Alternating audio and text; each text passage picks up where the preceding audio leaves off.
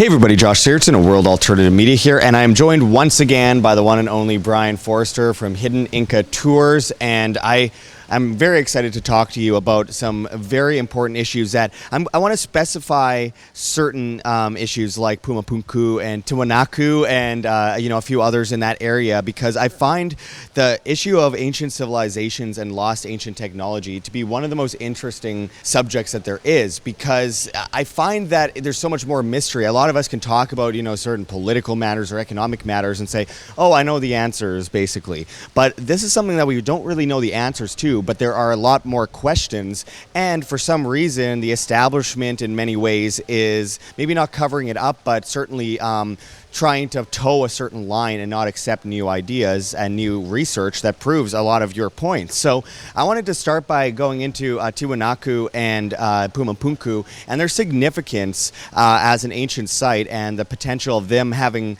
existed before a great ancient cataclysm. Can you go into and describe the area for those that don't know? Sure. Well, Tiwanaku and Puma Punku are the same location, like they are one site. It's just the government of Bolivia has decided, or archaeologists decided, to name one thing and name the other another thing. And they're located about 7 to 8 miles south of Lake Titicaca. And the conventional story is that they were the creation of the Tiwanaku culture between about 100 AD and 1000 AD. What have you found from your research that you feel counters that narrative? Well, the fact that the stone is of incredible precision, almost laser flat. The Tiwanaku culture were Bronze Age people, so there's no way they could have shaped the stones to start with, especially to that degree of flatness. And then also the quarries, which is always important when you discuss an ancient site, is you have red sandstone and you have gray andesite. The red sandstone quarry has been found by geologists, and it's located 8 miles to the west. And then the gray andesite quarry is located 45 miles to the northeast. And what do you think the significance is on a world stage? Because, of course, you go into ancient lost technology and the potential of a lost ancient civilization. And, the theories regarding Tiwanaku and Puma Punku seems strange, because Lake Titicaca, of course, is a lot lower than it would have been to have made those places port area, which, there's a lot of evidence that it was a port town of some sort. So, that water has gone down, I believe, about 100 feet as of 1996 in Fingerprints of the Gods. I'm sure it's gone down a little bit more, but minor, and about 12 miles out. So that insinuates that it's been a lot longer than 1,000 years or so since that lake was up to that so-called port. What do you think about that? Well, geologically speaking, the lake was 100 feet higher 12,000 years ago, and that part of this cataclysmic activity was that the altiplano, because of earthquakes, shifted from north to south. And so Lake Titicaca at that time was 10 times the size it is now, and that tilt from the north to south created what's called the Uyuni salt flats. So it was a saltwater lake. It was originally part of the Pacific Ocean, gradually uplifted over the course of time. And so 12,000 years ago, Lake Titicaca, the shore of that would have been right at Tiwanaku and Puma Punku, and we have evidence of that by the fact that the north side of Puma Punku has a massive ancient staircase that would have gone right down to the water's edge. The stones are so big that they're multi-ton slabs, and very much megalithic in nature. The Tiwanaku people basically rearranged Tiwanaku. Like, they would take stones and then build their own houses out of them, smaller ones. Some of the giant monoliths that are still there that weigh 40, 50 tons are still in place because the Tiwanaku people didn't bother touching anything of a grand scale. Also, we have abundant evidence that the site of Puma Punku was buried by a giant wall of mud that came from Lake Titicaca. Little tsunami was created during the cataclysmic time period, completely buried Puma Punku. So the Tiwanaku culture, when they showed up 2,000 years ago, they found Tiwanaku because of the massiveness of the stones, but they probably never even knew that Puma Punku was there. And of course, I want to get into a bit of the connection with other societies around the world, but I find it interesting that, the Piri Reis map, for example, alludes to the Andes region in a time when, they shouldn't have known that part of the world, all the way on the other side of the world, and that, people copied this map over history from others that they found. I believe the one that was done in, I think, around the 1100s AD was copied allegedly by the person that drew it off of something they found at an ancient or an older library that had a bunch of dusty, scrolls in it. And I feel like there's a lot of connections between, the spirituality, the belief systems in that part of the world and regions around the world elsewhere. The Great Flood, great earthquakes, deluges, fires, ice, blackened skies. There's so many connections. What do you think really hits at home when it comes to a connection between an area like Puma Punku and Tiwanaku, and then a place like Egypt or places like Turkey that we've seen have obviously remnants of potentially lost ancient civilizations? Well, I think they were all devastated at the same time. Again, 12,000 years ago. And the interesting thing about Tiwanaku and Puma Punku is the form of construction there is unique on the planet. There's nowhere else that's similar to it. For example, in the highlands of Peru, around Cusco, you have polygonal construction where every stone is multi-sided and every stone is a different shape and size. It's more organic looking. And then in Egypt, you have more linear, straight construction technique like the flatness of the Great Pyramid. So I think, honestly, there were at least three, if not more, ancient civilizations living at the same time. Whether they were in contact with each other, I don't know. But it's because you see these distinct construction techniques and very different mentality in terms of approach to building that there were different civilizations, very advanced in nature, living at the same time up until the Cataclysm of 12,000 years ago. And there's so much evidence that the Incas built on top of obviously ancient megalithic structures. Puma Punku is a great example, or no, Machu Picchu is a great example. In Puma Punku, of course, they scattered the rocks all over the place. They dug them up and, put them on display, and they weren't in the places that they once were, so it's hard to really tell a story. But you look at a place like Machu Picchu, for example, and you could see evidence of a massive earthquake hitting, yet the mainstream wants us to believe that, these kind of more primitive rock work, stonework was done by the same people who did these, in some cases, 32 angle polygonal stones that fit together like puzzle pieces. But we do see earthquake damage. Can you go into that a bit? Yeah, you see earthquake damage from east to west, and that's from Lake Titicaca all the way through Cusco and probably beyond. So there are many megalithic ancient sites located around Lake Titicaca and Cusco in the Sacred Valley of Peru. You always see this east-west movement of the megalithic stones. So there are gaps that you see, very even gaps, again indicative of a massive earthquake rather than the seed of a plant or something being wedged in there and over the course of time growing into a tree and pushing them apart. So that's definitely what we see. The great thing is, though, that I've been to Machu Picchu 69 times, and the most recent times I've been there, a number of the tour guides, local tour guides, come up to me and say, your theories are very fascinating. I wasn't taught that in school. So they themselves are pursuing this new area of revealed history. And with the earthquakes, I mean, if an earthquake hit as large as one that would have to take to break those stones apart, then why aren't the more primitive rocks? How have they not fallen over and crumbled? And I mean, there's obviously two periods there. And I wanted to ask you what you believe happened. What you believe there was before the last ice age, and what do you think wiped it out? Well, I think it was a whole series of events. I think every 13,000 years there's a destructive cycle that happens to the planet. So you have the rise of culture, the collapse, the rise, the collapse, etc. And so about 12,000 years ago, it appears that there was what's called the galactic superwave, which was an emanation of energy, including radioactivity, from galactic center.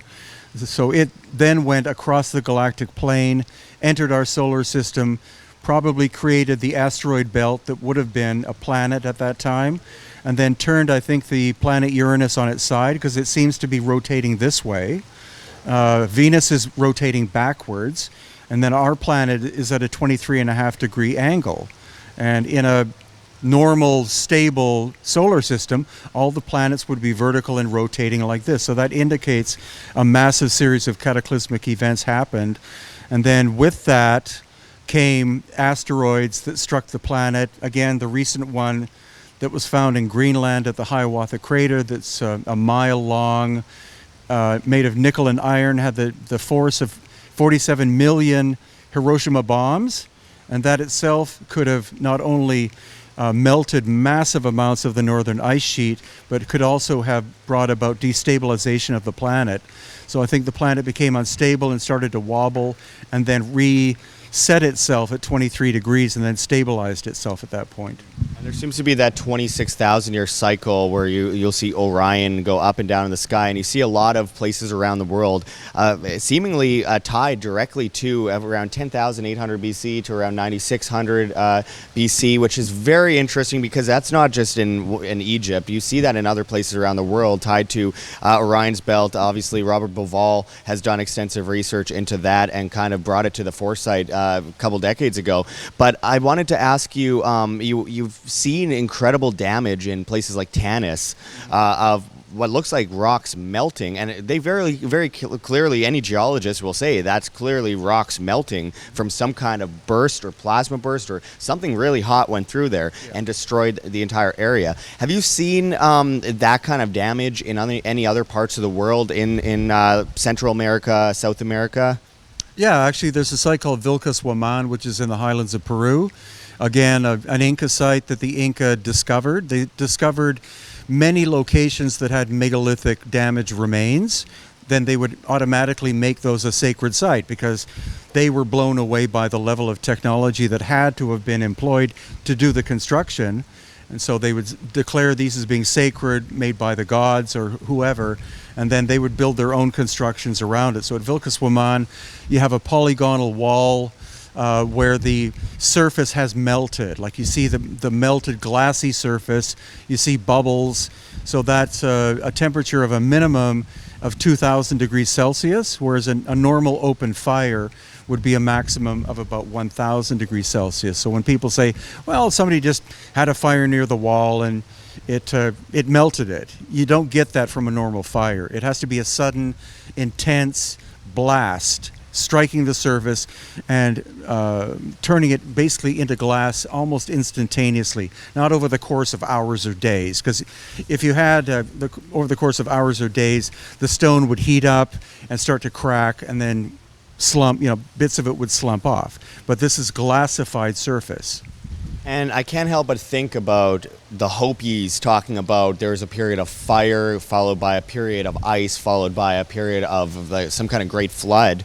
And it's interesting to think about because scientifically we can go back in time and see that the Earth was struck by multiple deluges over time that seem to paint some kind of story, maybe not of ancient civilizations getting wiped out each time that were highly advanced, but possibly. And do you think that it's possible that there could have been several great societies that grew to the point of being able to construct incredible things getting wiped out more than just around, the last ice age? But you said that there seems to be some kind of procession. Could we have gotten to the point where we'd have advanced? Because it seems like there's some kind of natural, intrinsic part of humanity that tends to advance after a certain amount of years. What do you think about that? Well, I think it is possible. The only evidence that I've seen so far is the locations that I've been to. I'll be going to Turkey to look at evidence there, going back to Lebanon and Jordan, because I've only been to each one of those once. It requires multiple trips to these locations to develop at least a decent theory about what you're looking at, because one visit is, you see the macrocosm of what happened, but it's more trips. You start to see the subtleties. I think there's a lot of stuff that's underwater, like under 400 feet below the surface of the Earth, that probably will give us evidence of ancient civilizations that existed prior to 12,000 years ago, maybe several thousands of years before that. But my major focus is on the locations that I've been to in basically Peru, Easter Island, Bolivia, Egypt, and other areas of the Africa and the Middle East. Yeah, and I mean, everyone's got to check out Göbekli Tepe. That has really thrown the history books in a kind of a tailspin, considering the age that has been carbon dated anyway. But back to what we were talking about. How many, scientific minds, how many PhDs, how many people that are considered experts in their field? I mean, I have to kind of laugh at the idea of an expert, because a lot of people who just research without the schooling at the sites can get a better education than you can in a classroom. But nonetheless, how many people that are what the establishment calls legitimate have come to the same kind of conclusions as you have? Well, it depends on the location. The most famous example is the Sphinx itself, because Robert Schoch was the first geologist to actually look at the weathering. That's his expertise is in stone weathering, and when he saw the vertical grooves coming down, then he stated as a geologist that had to be water weathering. And then over the course of time, he was able to get in contact with climatologists. They were able to figure out that the last time there was significant precipitation that would cause that much erosion of limestone surfaces in a vertical nature would have been, at first he said 8,000 years, and then he said 10,000. I think he's moving closer to 12,000 now. So he got incredible attacks from academia. But that was in the 1990s, and he had to go through that abuse. But today, as far as I know, more than 200 other geologists back up his claim that the Sphinx has to be 12,000 plus years old. And it just seems so obvious. The water erosion is incredibly obvious. The weathering on the body compared to the head, which was obviously carved down from the original, is so obvious. The head, which was above sand for longer than anything, should be more weathered, really, than the rest of the body, if you consider the fact that it was actually, it experienced the weather over time, while the rest of the body was kind of cushioned under sand. Not to say that sand doesn't cause erosion as well, but obviously wind is going to cause more erosion on the head than the rest of the body. So it seems quite obvious. But anyway, and the history books say, the pyramid texts, the inventory stela, all talk about finding the Sphinx, not building the Sphinx. Seems to be a renovation. But this subject matter you can go into all day, and it drives you crazy if you miss anything. But there's a lot to miss, so there's a lot to check out as well. I wanted to finally ask you about the technology involved in building some of these things. There is clear signs of tools that the ancients did not, as far as we know, have. Diamond cutting tools. And then you go to places like the pyramid, and you won't find any tools laying anywhere. I mean, they found a few bronze tools, but not enough to possibly chisel out all those 200-ton stones in the Great Pyramid of Giza, for example. So what kind of technology have you looked into that you believe that someone would have had to have to create all these incredible megaliths around the world? Well, in the case of Egypt, we see ample evidence. We see hundreds of examples of core drills, which are hollow tube drills that go in, and also saws, circular saws, and also flat saws. Like you see the actual machining tool marks. They can't be hand tools, because somebody with a hand tool, they're gonna hit with a hammer or hit a chisel with a hammer, like hard, and then not as hard, and then soft, and then harder. So that creates kind of a random pattern, but we're seeing clear, clean machining marks, penetration rate of up to 3 millimeters per revolution, which is 500 times, according to machinists, modern machinists, 500 times more efficient than modern tools. There's also a site called Abu Sir, where we see these very gentle arcs in basalt stone, and we've been able to calculate, having been there a number of times, that the saw blade there was 3/16 of an inch thick and 20 feet in diameter. There is no modern material, even if it's carbon steel or graphene or whatever, there is no modern material that we have whereby you could make a saw 20 feet in diameter and 3/16 of an inch thick, because you could basically, if it was made of even carbon steel, you could roll the thing up almost like a mat. So and also that would take incredible horsepower in order to be able to power, like you're talking thousands upon thousands of horsepower to be able to move a blade of that size. So you'd also have to have stabilizers top and bottom to make sure there was no vibration in it. So there we're looking at obvious machining technology that we're acquainted with. But when you go to Puma Punku, you see again these laser flat surfaces and rarely 90-degree angles. You have like obtuse and oblique angles, no machine marks whatsoever, no sanding marks. And then in the area of Cusco, where you have the polygonal stones, again, no tool marks until the time of the Inca, because you see where the Inca were reshaping some of the stone because they actually had meteorite iron chisels. So what those do is they don't really cut the stone, but they bruise the surface. So you see that the stone goes from being a gray color to being white, where these little dots are, where they were like bruising the surface of the stone in order to do like really slight shaping. They couldn't penetrate the stone very much. And we're supposed to believe that a bunch of primitive hunter-gatherers threw down their spears, decided one day that they're going to build things that we to this day still can't build in many cases, and then just get more and more primitive as time goes on. That storyline just doesn't make any sense to me, and every time I see the so-called experts try to recreate what these ancients were supposed to have done according to mainstream academia, is they used a saw and poured some water and got an inch in after like 6 hours. It's so absurd. No, they would get like 2 millimeters in a day. Because the problem they're doing is they're saying they could have only had bronze chisels, so they have a bronze saw made. Bronze is softer than quartz, and quartz is of a high content in granite. And so they would use quartz crystal sand, which is the same hardness as the granite. So what you're doing is the sand itself and the surface are nullifying each other, and then the bronze tool, the teeth of the tool, are wearing out super fast. So the video clips that I've seen where they've attempted to do this, the penetration was almost insignificant after a complete day of activity.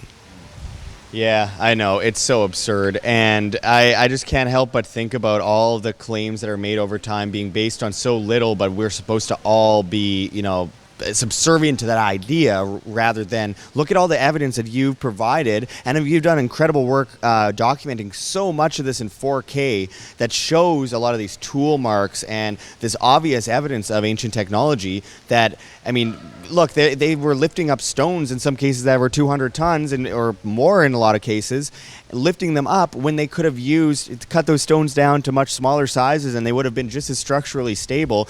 But why? Why did they do this? And that's one of the biggest questions, because we don't really know why they did any of this stuff. But I wanted to ask you one final question here regarding cui bono, who benefits? Why would anyone want to cover this up? Why would anyone want to keep it secret? Why are we not being told the truth about this? Is it stubbornness, or is it a cover-up, or is it both? What do you think? Well, I would call them inconvenient truths. So most people weren't paying attention to it up until, say, 20 years ago, and that's because people would regard all experts being the academics, of course, because they're in the field, they've done they study the literature, etc.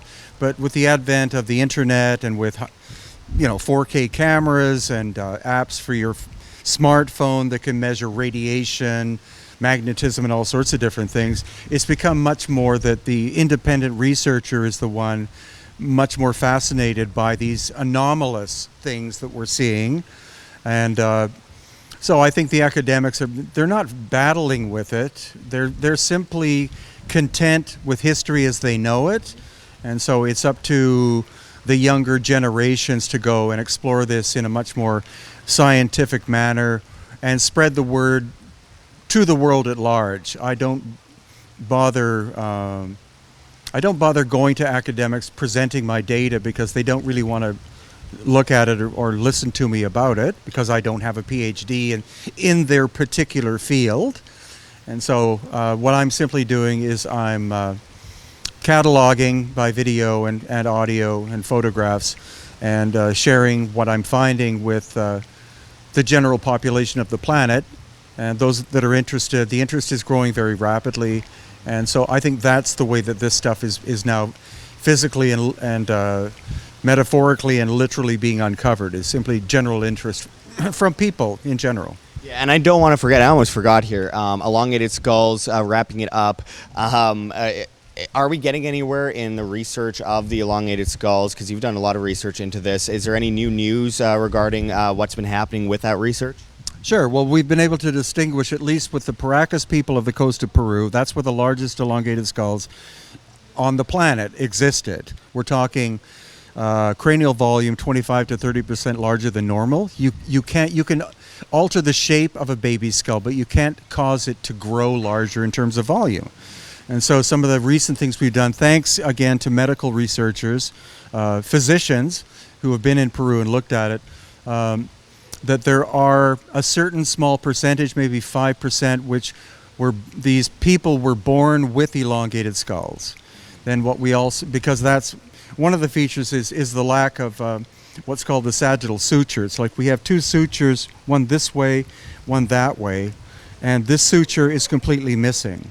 It's not that it's closed over the course of time, it's not even there. Another anomaly is what's called the foramen magnum, which is where your spinal column enters the bottom of your skull. It's at the perfect balance point with us, because that's what nature would do. Because nature wouldn't cause the foramen magnum to be backwards or forwards, because that would cause a lot more muscle tissue to be developed than would be required. But with the Paracas elongated skulls, the ones which are natural, we find that the foramen magnum is 2.5 centimeters or an inch farther back. That's not the result of head binding. That is a genetic characteristic, and that's because the skulls were long, like cone head, like this, and so they would naturally have a tendency of moving backwards. So by moving the foramen, by nature, moving the foramen magnum backwards, that was a genetic adaptation to these people. We've also done DNA testing of 20 of the elongated skulls, and 16 of the 20 skulls, their maternal DNA, the mother's DNA, is not Native American. It's related to the other largest elongated skulls in the world, which are found in the Crimea Black Sea area of Eurasia. And so no academic has wanted to look at that data whatsoever. And then the latest thing is we found 2 perfectly preserved elongated skulls. Because the Paracas area is desert, the preservation is perfect. And so these skulls actually still have tendons and ligaments which are flexible after 2,000 years. So we did multiple samples from that, or from those 2, sent to 2 labs, one in the US, one in Canada, 2 of the top 10 in the world. Financing was taken care of by a foundation. I have no idea how much this is costing, but they said, don't even think about how much it costs. We're taking care of it. And what they were able to do is they were able to get the entire genome from both of these skulls, and the genome will tell us the nuclear DNA, or give us the nuclear DNA, which is the father, the mitochondrial, which is the mother, and probably a lot more information. So exciting. All this research is really adding up to a lot of truths that we weren't aware of, even 20 years ago. So it's really incredible how fast this is all moving. As we close it off, can you tell everyone where they can find your books? And I know Hidden Inca Tours, you sell out constantly, far ahead of time. So if anyone wants to go on one of those tours, they got to plan ahead. But can you tell people where they can go to support that and find your books as well? Sure. Well, I've got 36 books, and they're all on Amazon in paperback and also ebook. I would prefer people go there rather than my website, because on the website are only ebooks. But I have more than 8 gigabytes of free information, and my YouTube channel, which I'm very happy with, is simply Brien Foerster. So if you put that in, Brien Foerster channel, you have to get the spelling properly, because it's BrienFoerster.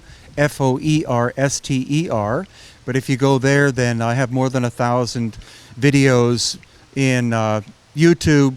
The last 2 or 3 years are all in 4K. And so I'm very proud of that. And I am doing ongoing research. We only do 3 tours of Peru and Bolivia a year now, just because we've done a lot in the past. We do 1 tour of Egypt a year, and 1 trip to Easter Island every 2 years. We're going to Turkey in September, and that'll probably be an ongoing once every couple of year thing. But I used to travel constantly, but you reach a certain point where it's like, it's nice to stay at home for a while, and that way you can decompress and then do even more research and connect with other people through the internet. And I'm encouraging a lot of other researchers such as yourself who are up and coming in this area, and that's where this whole thing is growing. It's not that I'm the focus or Graham Hancock is the focus. It's going from 10 researchers in the field to 100 to 1,000 to 10,000 to hopefully at some point 1 million people, and have all of them broadcast their information on the internet in order to just keep feeding the data system, the database that we have. So I encourage all of you to go and explore these places if you're interested, and document it yourself. And you are the only Brien I've ever met with that spelling of your name, by the way. So make sure Brien. You do incredible work. Your videos, you're documenting these sites are incredible, and they're so useful. No one else is really doing it the way you are. So it's really necessary in this movement to find this information. And of course, I've read some of your books. I can't say I've read 36 of them because that's I don't even know how you write 36 books. But all I can say is the ones I've read, I highly recommend. So just check them out and make sure to grab a few of them because they are incredibly informative and answer a lot of the questions that you won't find anywhere else. So thank you very much for joining us again, and hopefully we'll talk with you again soon. Always a pleasure, Josh. Thank you, and thank you. Like what you see here, OM? Don't forget to check the links below. GoFundMe, Patreon. We can't do it without you. Any donation is very much appreciated, especially as we are so heavily demonetized and censored by YouTube as these guys come in and flag all of our content as hate speech. The shadow banning is getting really bad, guys. Also, check our Bitcoin address right here on the screen or in the description below. We really appreciate it. And of course, check us out at the Red Pill Expo 2019. Of course, the great G. Edward Griffin and so many other incredible speakers will be there. Our link for that is below as well. And we cannot forget Mike Maloney's goldsilver.com, which you can also find in the description. One of the greatest market and monetary historians out there. We really encourage everyone to check that out. But until next time, this is Josh Sigurdson signing out from World Alternative Media. Find the truth, be the change.